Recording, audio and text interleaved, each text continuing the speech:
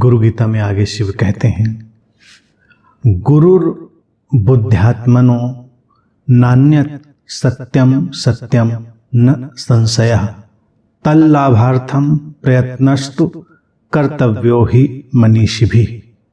अर्थात जो बुद्ध आत्मा है और सद्गुरु है वो एक ही हैं, वो भिन्न नहीं है।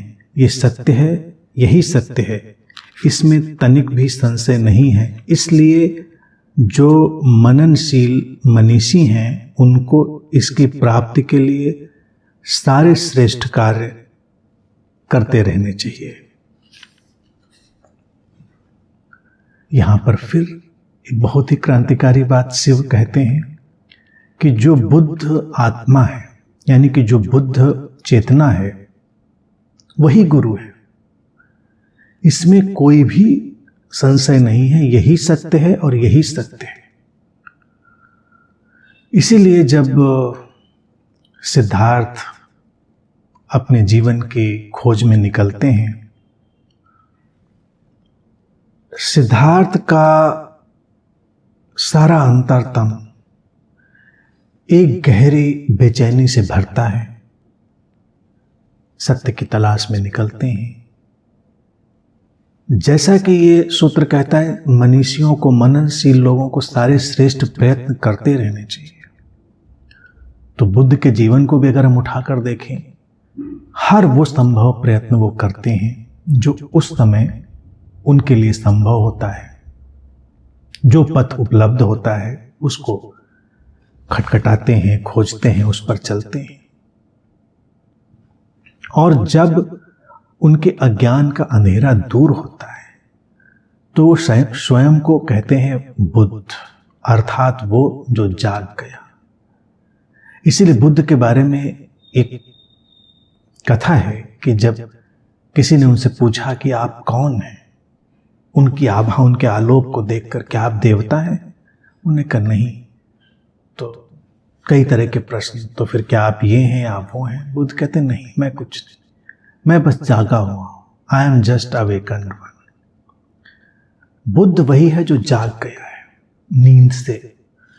और शिव इस सूत्र में कहते हैं कि बुद्ध ही गुरु है। न बुद्ध शब्द एक सिद्धार्थ के लिए समाप्त हो जाता है, यानी कि जब हम बुद्ध कहते हैं तो लोगों को वही बात आती, उस सिद्धार्थ नहीं। सिद्धार्थ तो कब के समाप्त हो गए। बुद्ध तो बस एक चेतना बची, जिसको शिव कह रहे हैं बुद्ध आत्मा, यानी कि वो बुद्ध का जो चेतन रूप है, वो जिस किसी भी शरीर मन में प्रकट होगा, जिसका अज्ञान विलीन हुआ है, वो बुद्ध ही है। और जो उस अवस्था में है वो गुरु ही है।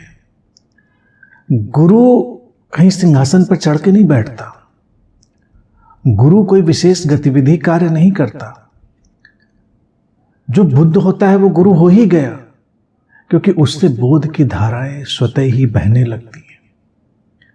जैसे कहीं कोई दीप प्रज्वलित हो जाए तो दीप ये नहीं कहेगा कि आओ मैं तुम्हें रास्ता दिखाऊंगा, आओ मैं तुम्हें रोशनी दिखाऊंगा। रोशनी आती है तो रास्ता दिखने लगता है, गुरु का काम शुरू हो गया। हर जलता हुआ दीपक गुरु ही तो है। आसमान में सूरज उगे तो कोई अलग वेशभूषा, कर्मकांड, क्रिया में नहीं उलझता। उस सूरज के उग जाने मात्र से ही गुरु का काम प्रारंभ हो गया। लोगों को अपना पथ दिखने लगा, लोगों में जागृति आने लगी, वो चलने लगे। इसीलिए शिव बड़ी दृढ़ता से कहते हैं कि यही सत्य है और यही सत्य है, कोई संशय नहीं इसमें तनिक भी। अर्थात जो जागा अपनी नींद से, अपने सपने से, जो बुद्ध हुआ, वो गुरु है। हर बुद्ध आकर प्रवचन दे, हर बुद्ध आकर किसी को शिष्य बनाए, यह आवश्यक नहीं। बुद्ध बस एक आलोकित चेतना है, एक जलता हुआ दिया है। वो जहां कहीं होगा प्रकाश करेगा। जैसे दिया है, घर में जले, बाजार में जले, मरघट में जले, मंदिर में जले, कहीं भी जले, दिया तो हर जगह रोशनी ही करता है। तो वो दिया, वो दीपक हर जगह गुरु का ही काम कर रहा है। चाहे वो मंदिर हो, मसान हो, घर हो या बाजार हो। इसीलिए वो गुरु है, इसीलिए बुद्ध ही गुरु है। बुद्ध जहां भी है, जहां कहीं भी बोध की घटना घट गई, वो व्यक्ति चाहे प्रवचन दे चाहे ना दे, चाहे चुपचाप बैठा रहे, चाहे वो कोई भी काम करे या ना करे, पथ आलोकित होगा ही, लोगों को मार्गदर्शन मिलेगा ही।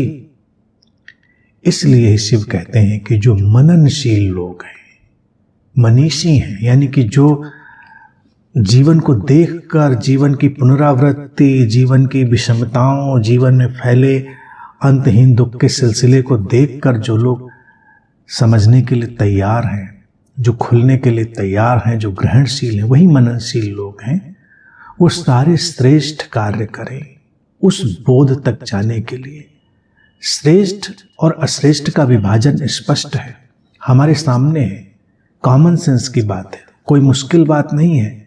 हम जानते हैं हमें क्या क्या उलझाता है, हम जानते हैं हमें पथ से क्या क्या गिराता है, हम अपने पाँवों में बंधी चट्टानों को भली भांति जानते हैं, हम उनको ना देखना चाहें तो एक अलग बात है। मननशील व्यक्ति, विवेकशील व्यक्ति अपने पाँवों में बंधी चट्टानों को खोलता है, आगे बढ़ता है, वो सारी चीज़ें जो उसे नीचे खींचती हैं उनसे बचता है और सभी श्रेष्ठ बातों का, सभी श्रेष्ठ मार्गों का, कार्यों का उपयोग करके वो बोध की तरफ जाता है। शिव कहते हैं कि चूंकि ये बोध ही गुरु है, तो हर व्यक्ति का एक आंतरिक उत्तरदायित्व है कि वो अपने भीतर इस बोध को जागृत करे।